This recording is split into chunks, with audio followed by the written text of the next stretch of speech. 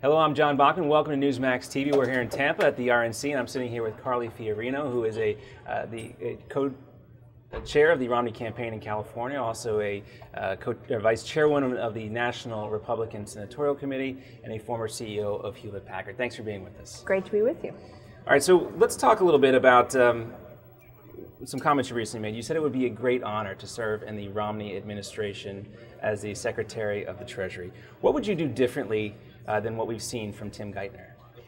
Well, I think, frankly, we've had a lot of Treasury secretaries who have come from Wall Street.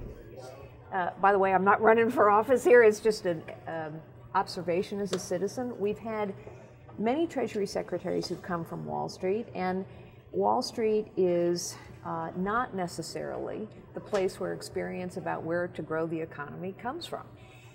So what would I do differently? Firstly, I think Romney is absolutely right that we have to be firm with China. Having done business in China for many, many years, I know that the Chinese respond to only one thing, and that is pressure on their economic self-interest.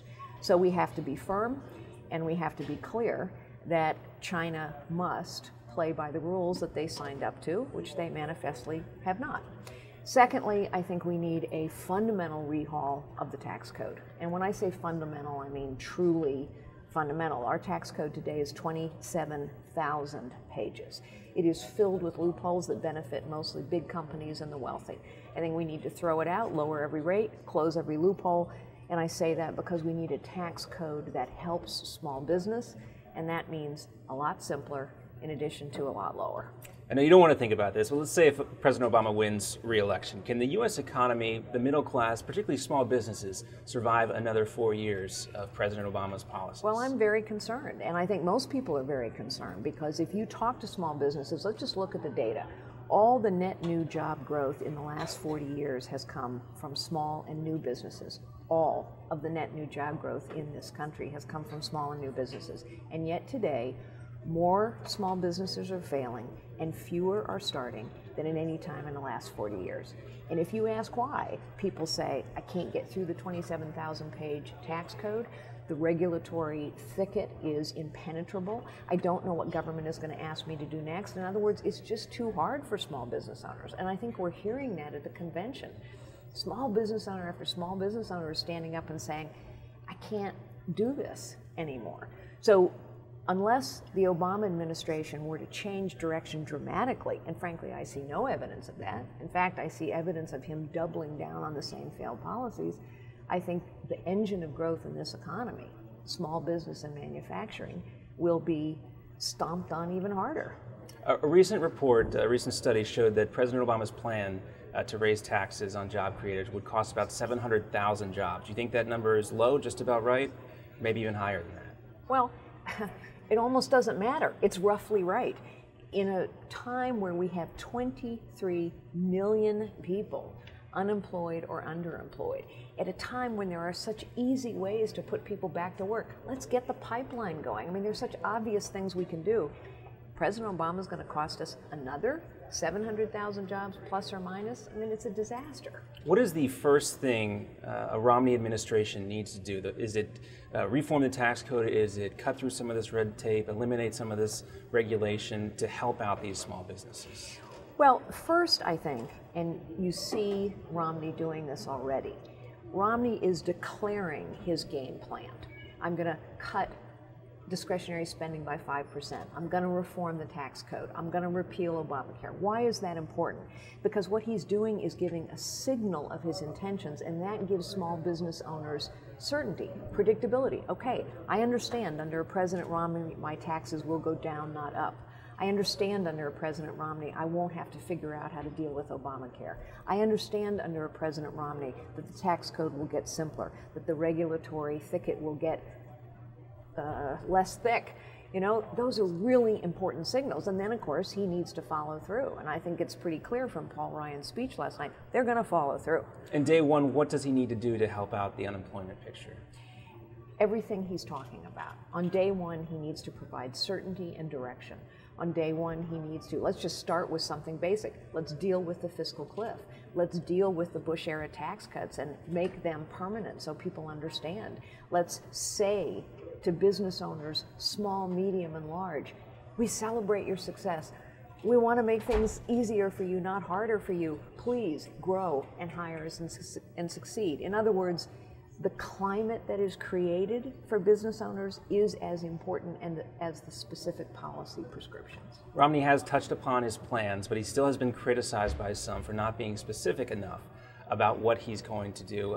One of Romney's advisors, Kevin Madden, just said that we're going to hear more specifics in October. Is he missing an opportunity from now until October to get specific?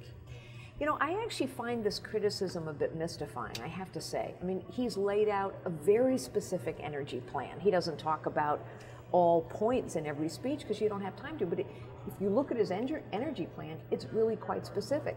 If you look at his education plan, it's really quite specific.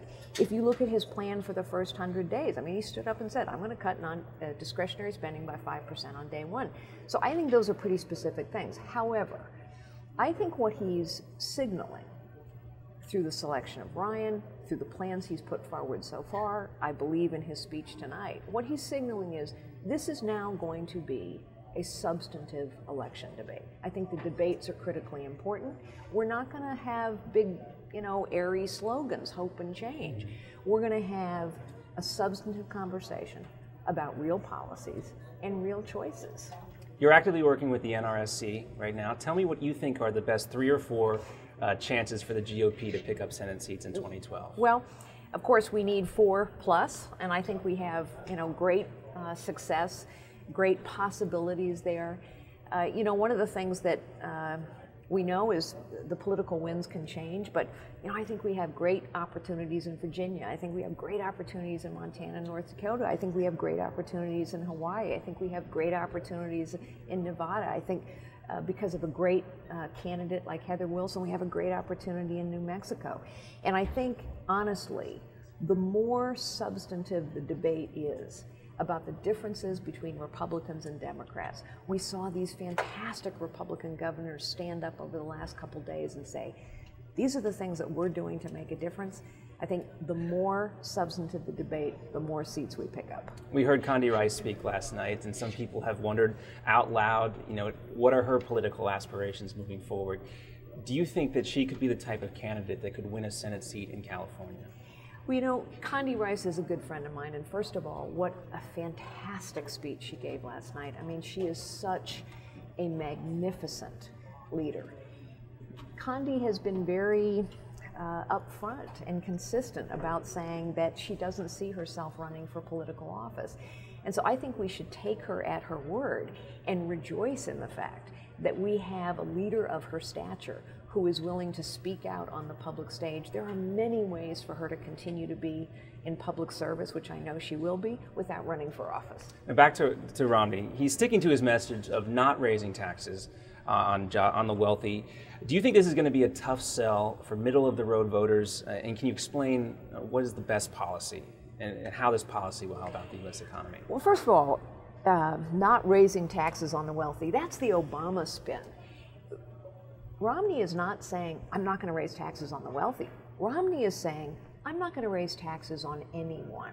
And he is further saying, I want to lower taxes. And he is further saying, I want to simplify the tax code. Because he knows that, President Obama said something interesting the other day. He said, well, if we raise taxes on millionaires and billionaires, which he really means people making over $250,000 a year, we're only going to be impacting 3% of the small businesses in America. What an unbelievable statistic when we have 23 million people unemployed or underemployed. Romney is saying, I will not raise taxes on anyone. I will not tax success. I will not throw another burden in front of small business owners.